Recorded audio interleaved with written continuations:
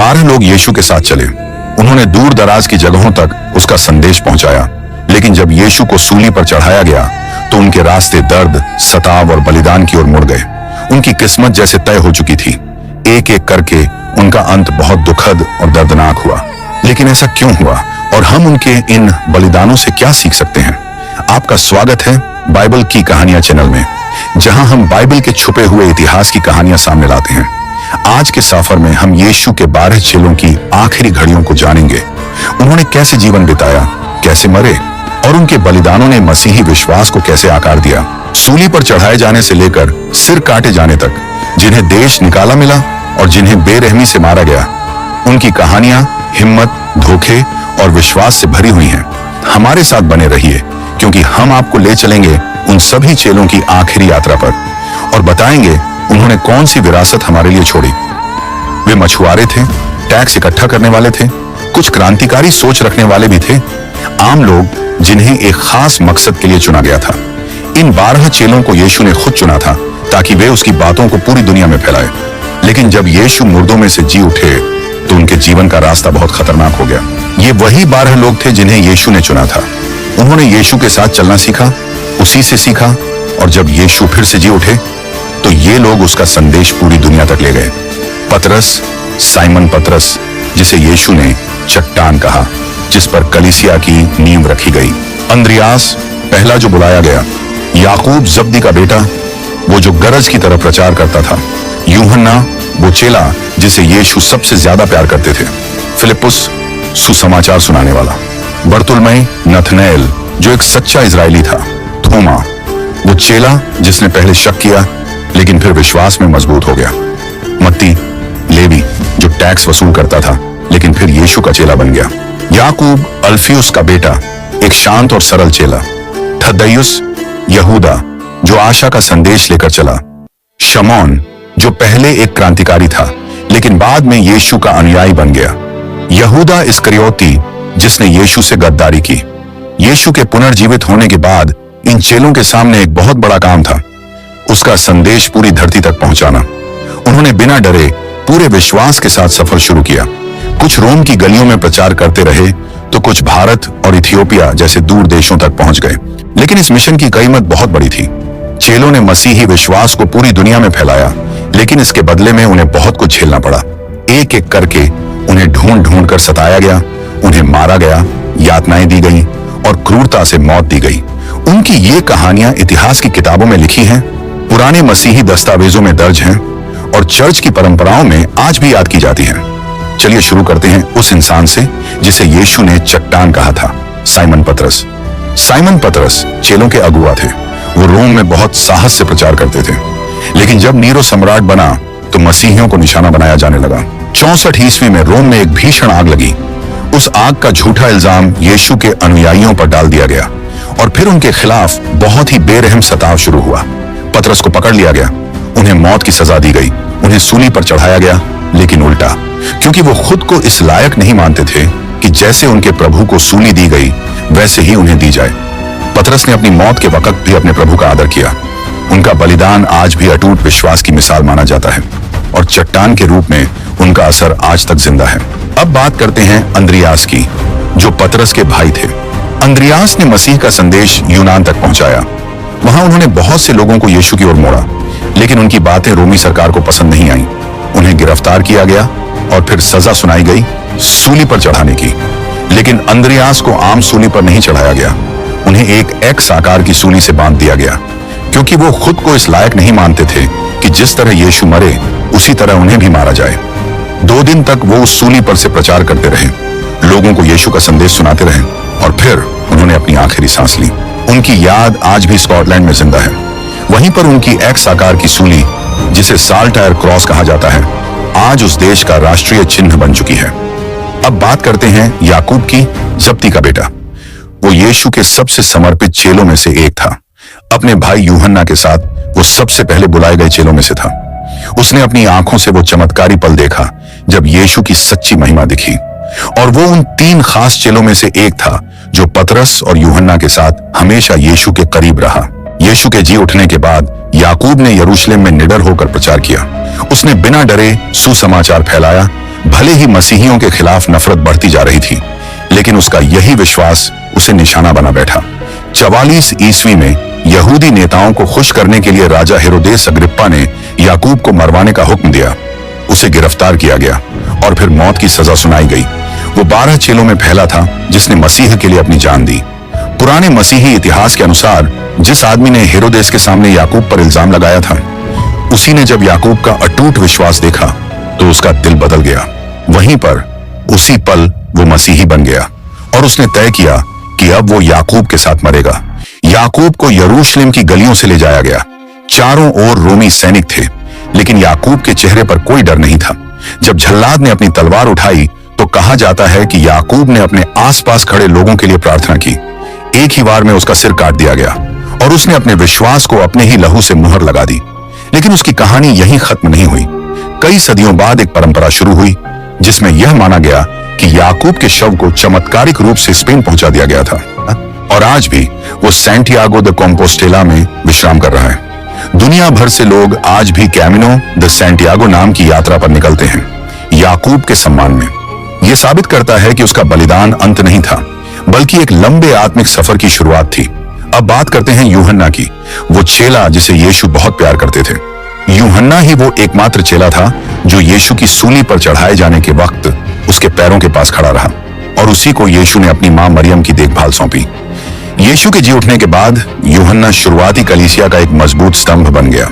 उसने निडर होकर प्रचार किया और यीशु का संदेश पूरे रोमी साम्राज्य में फैलाया। लेकिन उसका ये असर लोगों की नजर में आने लगा। डोमिशियन सम्राट के शासन में मसीहियों पर बहुत ज्यादा जुल्म होने लगे और उसी दौरान अब बूढ़ा हो चुका यूहन्ना गिरफ्तार कर लिया गया। रोमी सरकार उसे चुप कराना चाहती थी। परंपरा के अनुसार उन्होंने उसे मारने की भी कोशिश की। उसे खौलते हुए तेल में डाल दिया गया, लेकिन वो चमत्कारिक रूप से बच गया। उसकी हिम्मत से डरकर उन्होंने उसे मारने की बजाय एक सुनसान और वीरान द्वीप पतमोस पर जाने का आदेश दे दिया। वहीं अकेलेपन में यूहन्ना को कुछ अद्भुत दर्शन मिले। इन दिव्य प्रकाशनों से प्रेरित होकर उसने एक महान पुस्तक लिखी, प्रकाशित वाक्य की पुस्तक। इस किताब में भविष्य की घटनाएं बताई गईं, जिनमें बहुत गहरे संदेश और शक्तिशाली चित्र थे जो उस समय की मसीही कलीसियाओं के लिए थे। डोमिशियन सम्राट की मौत के बाद यूहन्ना को एफेसुस लौटने की अनुमति मिल गई। वहां जाकर उसने फिर से लोगों को सिखाया और लिखना जारी रखा। बाकी चेलों की तरह उसे हिंसा की मौत नहीं मिली। कहा जाता है कि वो बूढ़ापे में शांति से चल बसा, शायद 97 ईस्वी के आसपास। उसकी जान तो बच गई, लेकिन उसके शब्दों ने मसीही विश्वास के भविष्य को हमेशा के लिए बदल दिया। आज भी तुर्की में सेंट जॉन की बासिलिका के खंडहर उसकी विरासत की गवाही देते हैं, दुनिया को यह याद दिलाते हुए कि वो आखिरी चेला था जिसने यीशु के साथ चलना शुरू किया था और उसकी महिमा को अपनी आंखों से देखा था। अब बात करते हैं फिलिप्पुस की, जो यीशु के पहले चेलों में से एक था। उसने मसीही विश्वास को दूर दराज की जगहों तक पहुंचाने में एक बहुत अहम भूमिका निभाई। उसे पवित्र शास्त्र की गहरी समझ थी और उसने साहस के साथ उन जगहों पर भी सुसमाचार सुनाया जहां लोग मसीहियों को पसंद नहीं करते थे। उसका सफर उसे फ्राइगिया तक ले गया, जो आज के जमाने का तुर्की है। वहां उसने चमत्कार किए और बहुत से लोगों को मसीह के पास लेकर आया। लेकिन उसकी यह शिक्षा रोमी सरकार और वहां के मूर्ति पूजक पुजारियों को नापसंद आई। उन्हें लगा कि फिलिप्पुस का बढ़ता प्रभाव उनके लिए एक खतरा बन गया है। फिलिप्पुस को हिरापोलिस शहर में गिरफ्तार कर लिया गया और फिर उसे मौत की सजा सुनाई गई। परंपरा के अनुसार उसे उल्टी सूली पर चढ़ाया गया, एक साकार की सूली पर, जैसे उसके साथी चेला अंद्रियास को चढ़ाया गया था। इतनी पीड़ा में होने के बावजूद फिलिप्पुस सूली पर से भी प्रचार करता रहा। वो अपने सताने वालों से कहता रहा कि वे मसीह के प्रेम को अपनाएं। कुछ पुराने किस्सों में बताया गया है कि बाद में उसके अनुयायियों ने उसका शरीर वहां से उतारा और हिरापोलिस में उसे दफनाया, जहां उसने मसीही विश्वास की गहरी छाप छोड़ी थी। आज भी हिरापोलिस के खंडहर उसके बलिदान की चुप गवाही देते हैं और उसकी विरासत आज भी जिंदा है, उन लाखों लोगों में जो उस संदेश को दुनिया तक पहुंचा रहे हैं जो कभी फिलिप्पुस ने सुनाया था। अब बात करते हैं बरतुल्मै की, जिसे नथनएल भी कहा जाता है। वो शायद कम जाने जाने वाला चेला था, लेकिन उसका समर्पण बहुत गहरा था। यीशु के जी उठने के बाद बरतुल्मै ने सुसमाचार को दूर दूर तक पहुंचाया। वो भारत, मेसोपोटामिया और आर्मेनिया तक गया, लेकिन आर्मेनिया में उसका सबसे बड़ा असर देखा गया। वहां उसने राजा पोलेमियुस और उसके बहुत से लोगों को मसीही विश्वास में ले आया, लेकिन हर कोई उसके संदेश का स्वागत नहीं कर रहा था। राजा के जो मूर्ति पूजक पुजारी थे वे बहुत गुस्से में आ गए। क्योंकि अब लोग उनकी बात सुनना छोड़ रहे थे। उन्होंने एक साजिश रची, राजा के भाई को बर्तुल्मै के खिलाफ भड़का दिया और फिर बहुत ही भयानक आदेश दिया गया। सिपाहियों ने बर्तुल्मै को पकड़ लिया और उसे ऐसी सजा दी गई जो मसीही इतिहास की सबसे दर्दनाक मौतों में से एक मानी जाती है। परंपरा के अनुसार बर्तुल्मै को जिंदा रहते हुए खाल उतारकर मारा गया, उसके शरीर से चमड़ी नोच ली गई और फिर उसका सिर काट दिया गया। इतनी भयानक मौत के बावजूद उसने कभी अपने विश्वास से इनकार नहीं किया। उसकी शहादत अटूट समर्पण की एक मिसाल बन गई और उसकी कहानी आर्मेनिया से बहुत दूर तक फैल गई। बाद में उसके शरीर के अवशेष रोम ले जाए गए, जहां आज भी वो सेंट बर्तुल्मै की बासिलिका में सुरक्षित रखे गए हैं। आज भी लोग उसे उन सब का रखवाला मानते हैं जो चमड़े का काम करते हैं, किताबें बांधते हैं या फिर जो अपने विश्वास के लिए तकलीफ उठाते हैं। अब बात करते हैं थोमा की, जिसे अक्सर संदेह करने वाला थोमा कहा जाता है, क्योंकि उसने यीशु के जी उठने पर पहले भरोसा नहीं किया था। लेकिन आगे चलकर वही थोमा प्रारंभिक कलीसिया के सबसे समर्पित प्रचारकों में से एक बन गया। थोमा का सफर बाकी सभी चेलों से कहीं ज्यादा दूर तक गया। वो भारत पहुंचे, एक ऐसी जगह जहां लोगों ने यीशु का नाम भी नहीं सुना था। परंपरा के अनुसार थोमा ने दक्षिण भारत के कई इलाकों में यात्रा की, बहुत से लोगों को मसीह के पास लाया और कई चर्च भी शुरू किए। लेकिन जैसे जैसे उसका असर बढ़ता गया, वहां के कुछ ब्राह्मण पुजारी गुस्से में आ गए। उन्हें लगा कि थोमा की बातें उनके रुतबे के लिए खतरा बन रही हैं। फिर एक दिन जब थोमा एक गुफा में प्रार्थना कर रहे थे, जो आज के चेन्नई के पास मानी जाती है, कुछ लोगों को उन्हें मारने भेजा गया। एक भाला उनके शरीर में चुभो दिया गया, ठीक उसी जगह जहां यीशु को भी सूली पर चोट लगी थी। थोमा जमीन पर गिर पड़े, लेकिन तब भी प्रार्थना करते रहे जब तक उनकी आखिरी सांस नहीं चली गई। मौत सामने खड़ी थी, लेकिन उनका विश्वास कभी नहीं डगमगाया। आज भी भारत में उनकी विरासत जिंदा है। सेंट थॉमस क्रिश्चियन कहलाने वाला एक प्राचीन मसीही समुदाय आज भी खुद को थोमा के मिशन से जुड़ा मानता है। कहा जाता है कि थोमा के अवशेष आज भी चेन्नई के संत थॉमस बसिलिका में रखे हैं, जो उनके सफर और बलिदान की एक जिंदा गवाही है। अब बात करते हैं मत्ती की, जो कभी टैक्स वसूलता था और अपने ही लोगों की नजरों में नफरत का पात्र था। वही मत्ती बाद में यीशु का सबसे समर्पित अनुयायी बन गया। यीशु के जी उठने को अपनी आंखों से देखने के बाद उसने अपना पूरा जीवन सुसमाचार फैलाने में लगा दिया। उसने यीशु की बातों को बहुत ध्यान से लिखा और वही बन गया मत्ती का सुसमाचार, जो आज दुनिया की सबसे ज्यादा पढ़ी जाने वाली किताबों में से एक है। मत्ती का प्रचार करने का सफर उसे इथियोपिया तक ले गया। वहां उसने राजाओं से लेकर आम लोगों तक सभी को यीशु का संदेश सुनाया। बहुत से लोग मसीही बन गए, यहां तक कि वहां का एक राजा भी। लेकिन ये सब देखकर वहां के मूर्ति पूजक पुजारी गुस्से से भर गए। उन्हें लगा कि उनका असर खत्म हो रहा है। मत्ती को रोकने के इरादे से उन्होंने नए राजा को भड़का दिया और फिर एक भयानक फैसला लिया गया। परंपरा के अनुसार एक दिन जब मत्ती चर्च की सभा में सेवा कर रहे थे, उन्हें तलवार से मार दिया गया। उनका खून उसी वेदी पर बह गया जहां वो अभी कुछ देर पहले मसीह के प्रेम का संदेश सुना रहे थे। मत्ती की आवाज को तो चुप करा दिया गया, लेकिन उसके शब्द जिंदा रहे। उसका सुसमाचार मसीही विश्वास की नींव बन गया, जिसने सदियों तक विश्वासियों को रास्ता दिखाया। आज भी मत्ती को टैक्स वसूलने वालों और अकाउंटेंट्स का संरक्षक संत माना जाता है। ये इस बात का सबूत है कि चाहे कोई इंसान कितना भी अयोग्य क्यों न लगे, अगर परमेश्वर चाहे तो वही उसका एक महान औजार बन सकता है। अब बात करते हैं याकूब की, अल्फियुस के बेटे की। वो सबसे वफादार चेलों में से एक था, लेकिन उसके बारे में बहुत कम बातें होती हैं। उसे अक्सर छोटा याकूब कहा जाता है। वो यरूशलेम की शुरुआती मसीही कलीसिया का एक महत्वपूर्ण अगुवा था।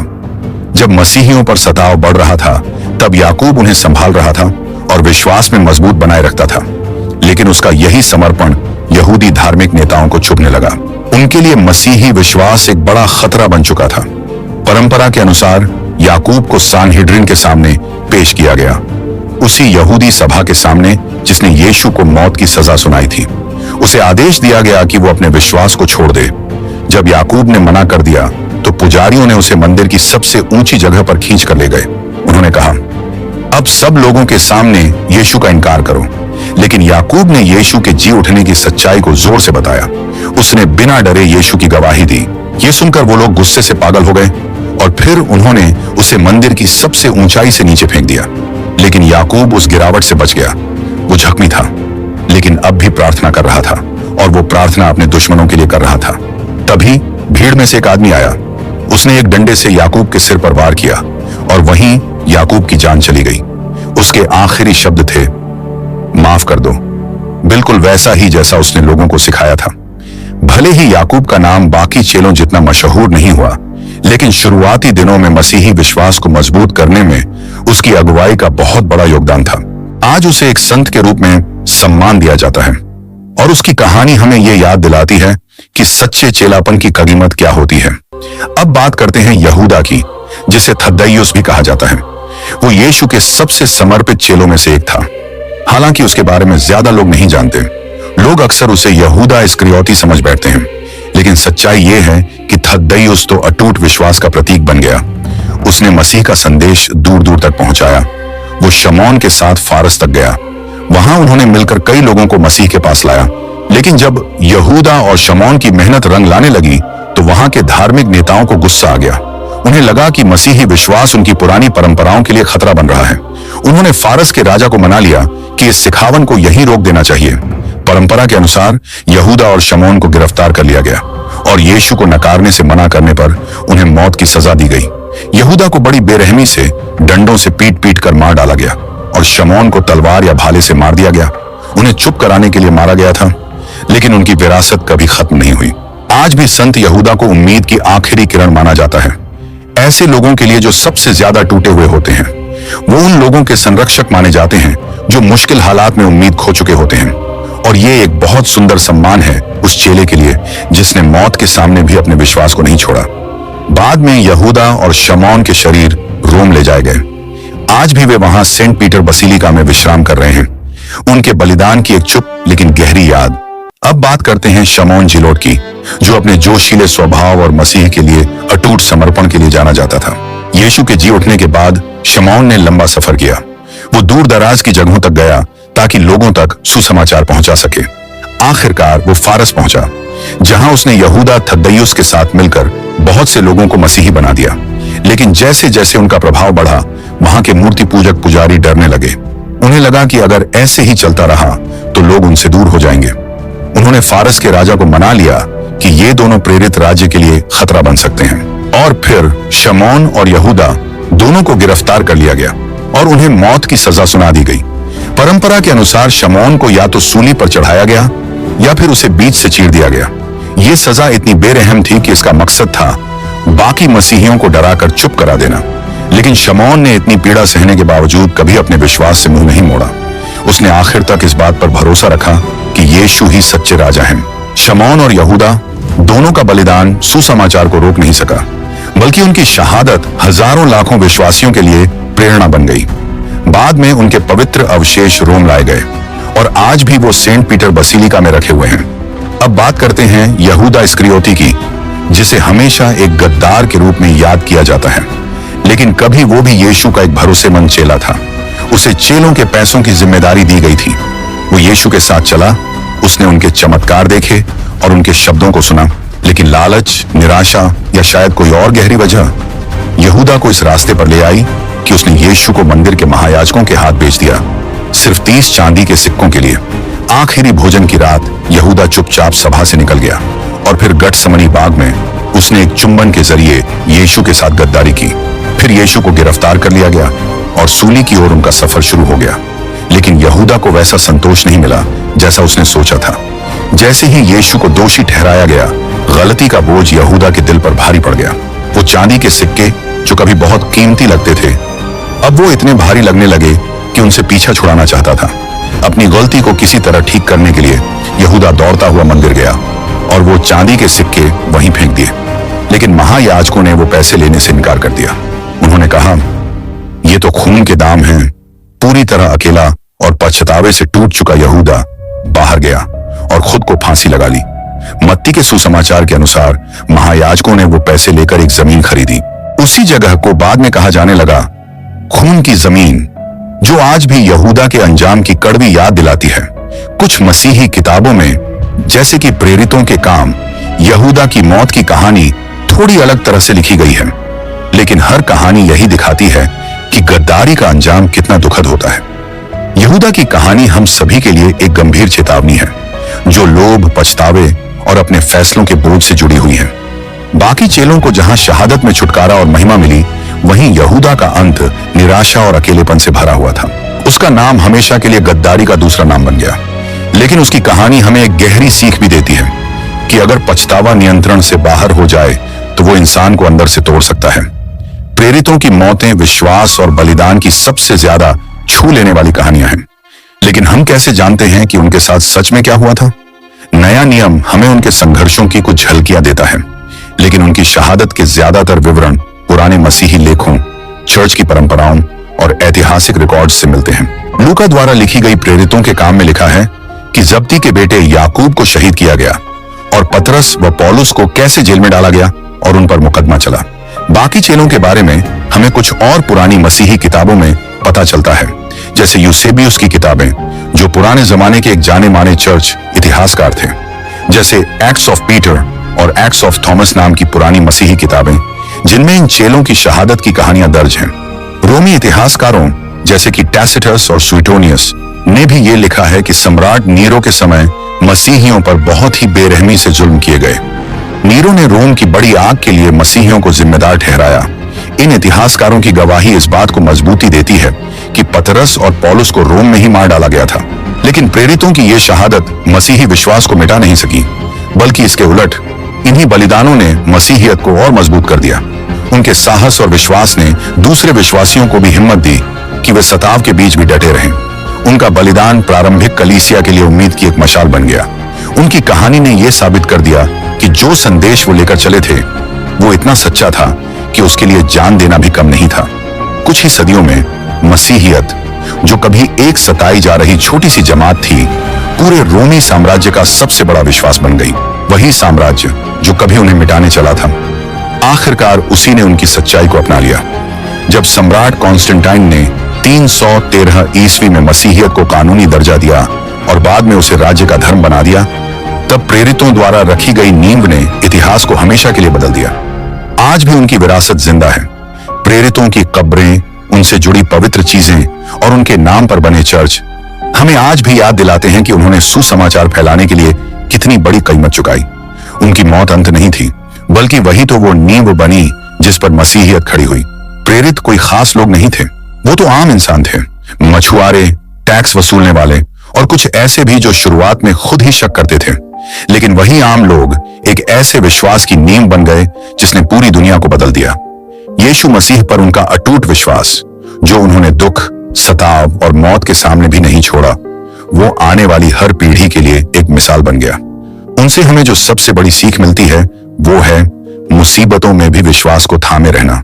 उन्हें ठुकराया गया, उन्हें जेल में डाला गया, उन्हें सताया गया, यहां तक कि मार डाला गया, फिर भी उन्होंने कभी अपने विश्वास से मुंह नहीं मोड़ा। उन्होंने खुशी खुशी जान दी, सिर्फ इसीलिए कि लोग सुसमाचार की सच्चाई को सुन सकें। उनका यह बलिदान दिखाता है कि उनका यकीन कितना गहरा था। ये वो लोग नहीं थे जो किसी झूठ को पकड़कर बैठे थे। ये वो लोग थे जिन्होंने खुद जी उठे मसीह को देखा था और उस सच्चाई पर अपनी जान तक कुर्बान कर दी। उनके इन बलिदानों ने मसीहियत को बहुत गहराई से आकार दिया।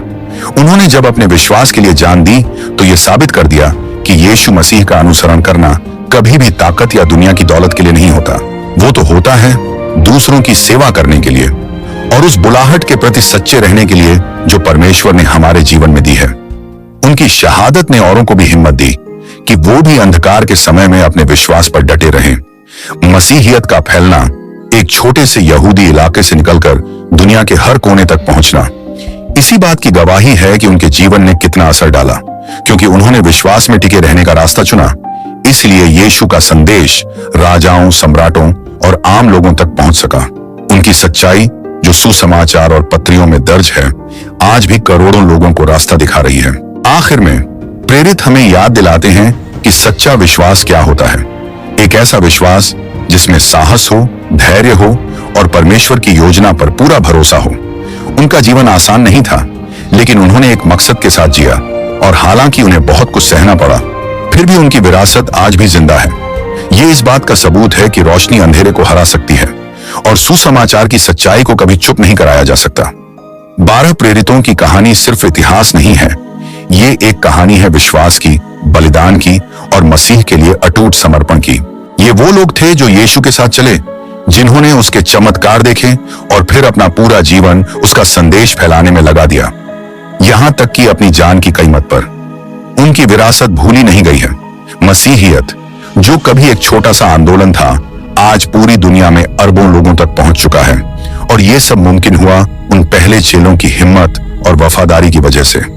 उनकी कहानियां हमें याद दिलाती हैं कि सच्चा विश्वास